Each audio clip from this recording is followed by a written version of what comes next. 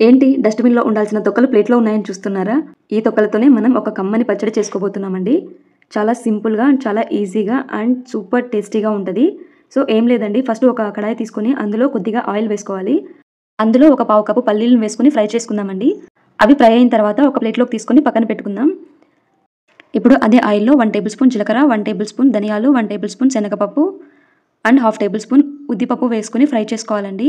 అవి కొద్దిగా ఫ్రై అయిన తర్వాత మీ రుచికి తగినట్టు కారం వేసుకోండి. ఇక్కడ నేను ఒక 7-8 పచ్చిమిర్చిని తుంపి వేసుకుంటున్నాను. అవి కొద్దిగా ఫ్రై అయిన తర్వాత ముందుగా శుభ్రం చేసి పెట్టుకున్న బీరకాయ తొక్కును వేసుకోవాలండి. అలాగే అందులో ఒక 3-4 టమోటాలని కట్ చేసి వేసుకుందాం. అలాగే ఇందులో మీ రుచికి తగినంత ఉప్పు కూడా వేసుకొని బాగా మిక్స్ చేసుకోండి. మూత పెట్టి బాగా మగ్గించుకోవాలండి.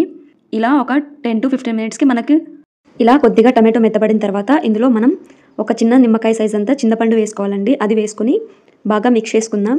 ఇలా ఒక 5 మినిట్స్ బాగా ఫ్రై చేసుకొని స్టవ్ ఆఫ్ చేసి దీన్ని పక్కన పెట్టుకొని చల్లారనిద్దాం. అంతలోపు మనం ఇప్పుడు ఒక మిక్సీ జార్ తీసుకొని అందులో మనం ముందుగా వేయించి పెట్టుకున్న పల్లీలను వేసి పొడి చేసుకుందాం. అదే మిక్సీ జార్‌లో ఈ బీరకాయ మిశ్రమం కూడా వేసి కొంచెం కోర్స్‌గా గ్రైండ్ చేసుకొని పక్కకు తీసుకుందాం.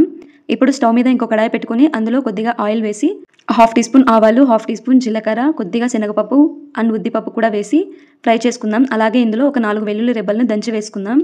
అలాగే 2 ఎండుమిర్చి, కొద్దిగా కరివేపాకు వేసి ఫ్రై చేసుకుందాం. అది కొద్దిగా ఫ్రై అయిన తర్వాత మనం ముందుగా గ్రైండ్ చేసి పెట్టుకున్న బీరకాయ పచ్చడిని వేసుకొని బాగా మిక్స్ చేసుకోవాలండి. ఇందులో కొద్దిగా కొత్తిమీర వేసుకోండి. నేను వేయడం మర్చిపోయాను. అంతేనండి, మనం తొక్కలు పడేయకుండా ఇలా చట్నీ చేసి చూడండి. చాలా టేస్టీగా ఉంటది అండ్ త్వరగా కూడా అయిపోతుంది. వీడియో నచ్చితే చిన్న లైక్ చేసి ఇలాంటి మరికొన్ని రెసిపీస్ కోసం నా ఛానల్‌ని ఫాలో అవ్వండి. Thank you.